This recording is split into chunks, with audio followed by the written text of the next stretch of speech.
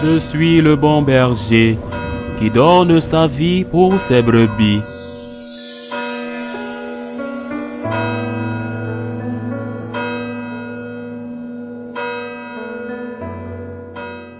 En ce temps-là, Jésus disait à ses disciples cette parabole. Le royaume des cieux est comparable au maître d'un domaine qui sortit dès le matin afin d'embaucher des ouvriers pour sa vigne. Il se mit d'accord avec eux sur le salaire de la journée, 1 denier, c'est-à-dire une pièce d'argent, et il les envoya dans sa vigne. Sorti vers 9 heures, il en vit d'autres qui étaient là sur la place sans rien faire. Et à ceux-là, il dit: allez à ma vigne, vous aussi, et je vous donnerai ce qui est juste.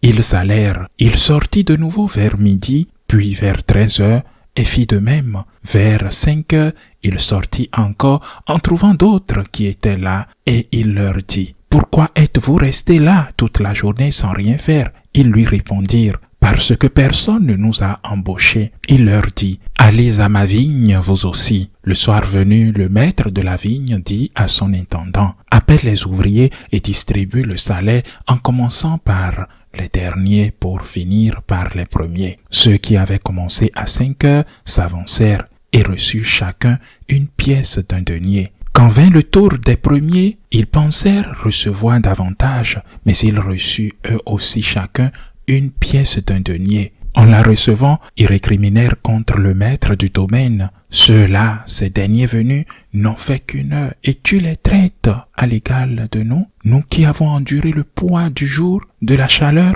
Mais le maître répondit à l'un d'entre eux: mon ami, je ne suis pas injuste, ni envers toi, ni envers les autres. N'as-tu pas été d'accord avec moi pour 1 denier? Prends ce qui te revient et va-t'en. Je veux donner au dernier venu autant qu'à toi. N'ai-je pas le droit de faire ce que je veux de mes biens? Ou alors ton regard est-il mauvais parce que moi je suis bon? C'est ainsi que les derniers seront premiers et que les premiers seront derniers. Acclamons la parole de Dieu. Il y a un enseignement évident dans cette parabole. Il y a un enseignement plus profond qui est d'un type spirituel et que nous devrions jamais oublier. Quel est l'enseignement évident? C'est le ciel, car c'est de ce qu'il s'agit. C'est un cadeau, chers frères et sœurs.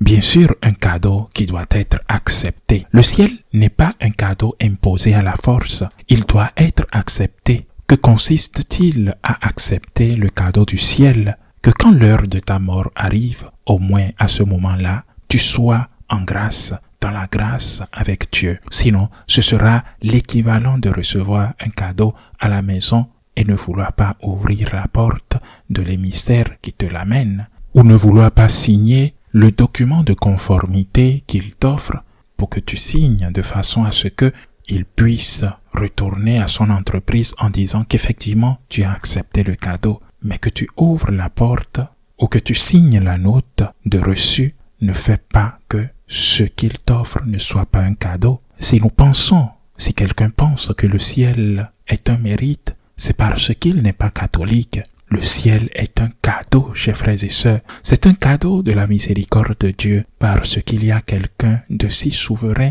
qui peut penser qu'il mérite le sang versé du Christ. Ni toutes les bonnes œuvres du monde ensemble peuvent payer le prix du retour que Christ a payé pour nous. Nous n'avons pas le droit à la miséricorde divine. C'est vrai, nous n'en avons pas le droit. Et nous devons mettre cela profondément dans notre tête. Ancrez-le dans votre tête, chers frères et sœurs. La miséricorde de Dieu est un cadeau immérité. Le pardon de Dieu est un cadeau immérité. L'incarnation de Jésus, sa mort réveillante, sa résurrection sont des cadeaux immérités. C'est pour la pure grâce que nous sommes sauvés, dit saint Paul. Il faut lire cet enseignement de saint Augustin sur la grâce. Il faut la collaboration de l'homme, oui, il faut la collaboration et cette collaboration sont les bonnes œuvres représentées dans cette parabole par le travail dans la vigne du Seigneur, les bonnes œuvres, ou au moins la dernière bonne œuvre est celle de se repentir avant de mourir, de demander pardon sincèrement, de se confesser avant de mourir. C'est présenté ici par les journaux de la dernière œuvre, mais c'est un cadeau. Il faut distinguer entre la collaboration que je fais pour recevoir le cadeau et le cadeau en lui-même. C'est pour cela qu'une personne qui ne comprend pas la salvation, qui ne comprend pas que le salut est un cadeau, ne peut pas vivre la gratitude.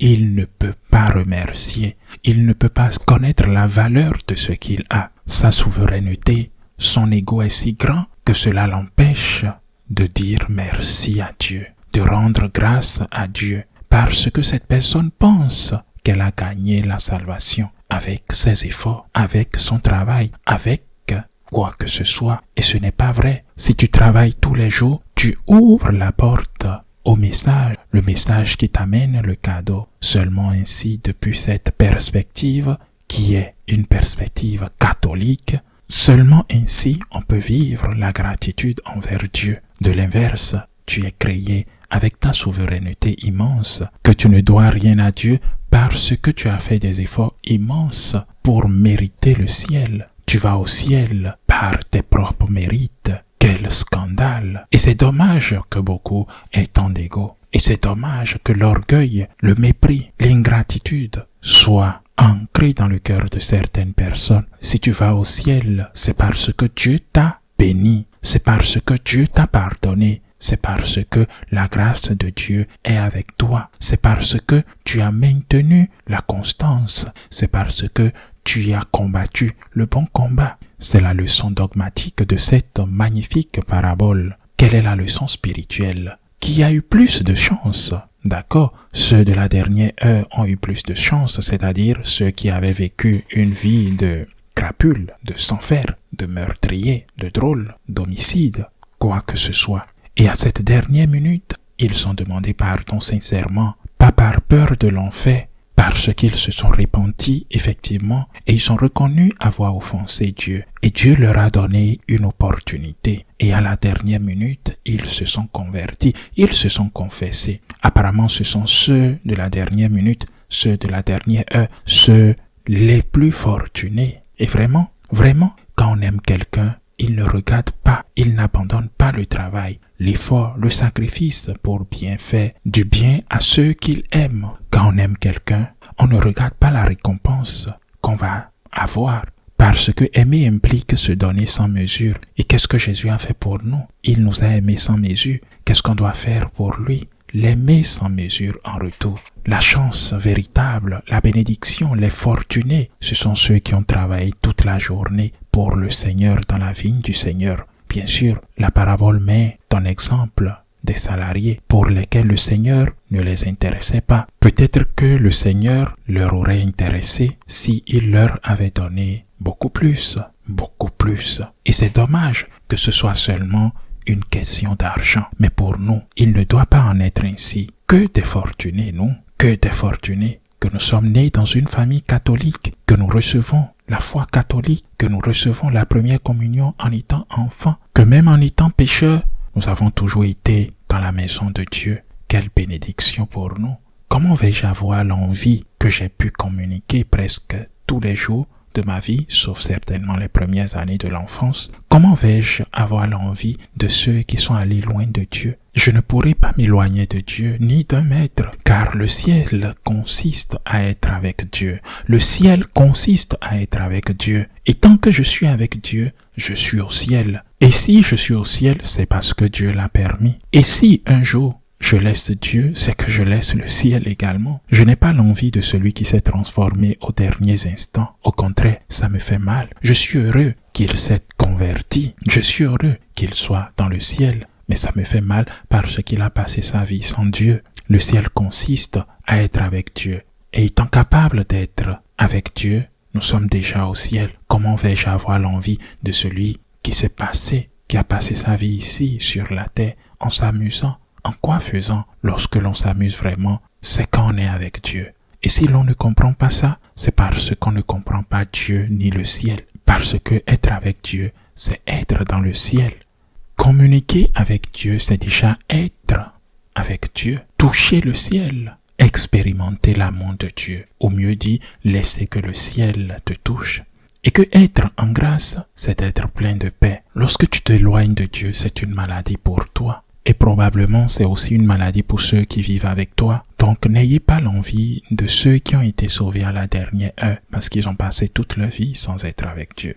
Et c'est parce qu'ils ont eu de la chance que la miséricorde de Dieu les atteigne, que Dieu les voit et les attire vers lui. Ce qui est assez difficile, non pas pour la miséricorde de Dieu, mais parce que en venant à la dernière heure, ce qui est assez difficile, cela suppose que vous avez passé assez de temps sans Dieu. Cela suppose que vous n'avez pas eu une intimité avec Dieu, une intimité spirituelle profonde. Sentons-nous bénis, fortunés, parce qu'on a toujours pu être avec le Seigneur? Oui, une seule communion est suffisant pour vivre en grâce.